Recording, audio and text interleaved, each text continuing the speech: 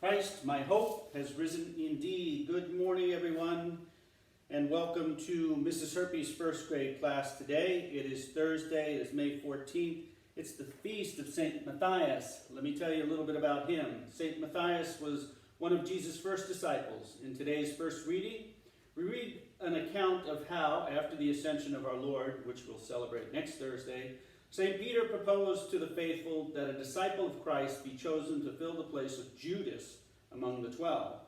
When the lots were drawn, the choice fell upon Matthias. According to an ancient tradition, this zealous apostle labored to spread the faith in Ethiopia and was martyred there.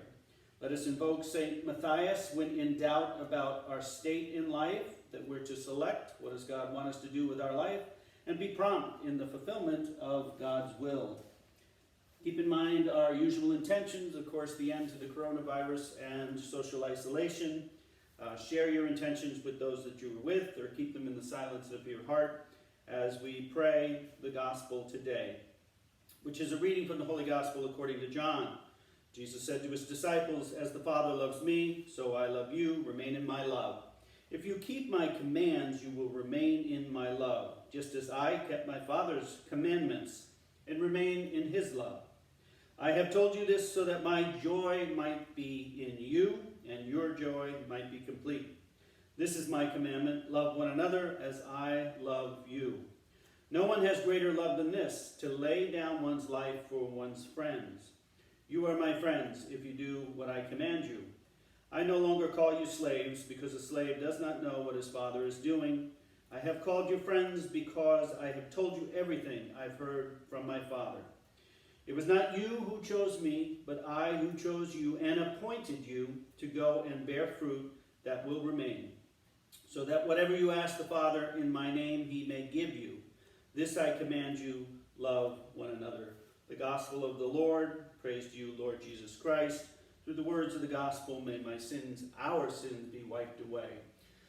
So reflect on this gospel. There's a lot in there, and certainly it's applicable to the early apostles, but it's also applicable to us. So not only did Jesus choose the early apostles, he has chosen us. He has appointed us to go and bear fruit that will remain, to do that today and to do that throughout our lives. But here's the line that really jumps out at me and that I'm counting on. Do this so that whatever you ask the Father in my name, he may give you. I command you, love one another. So whatever you ask in Jesus' name of the Father, because you've been chosen, because you've gone and been appointed to bear fruit, and you've kept his commandment, and you love one another, he will give you. So I am confident of that, and I'm counting on that today, so that we can finish our school year on a positive note at the top of our game. At JP2, we don't wind down the year, we ramp it up. So we're going to finish at the top of our game, just like we were in a championship basketball game. There's 5 minutes left, the score is tied. It's coronavirus and social isolation against us, and we're going to defeat it. We're going to have effective and meaningful distance teaching and learning right up through the end of the school year.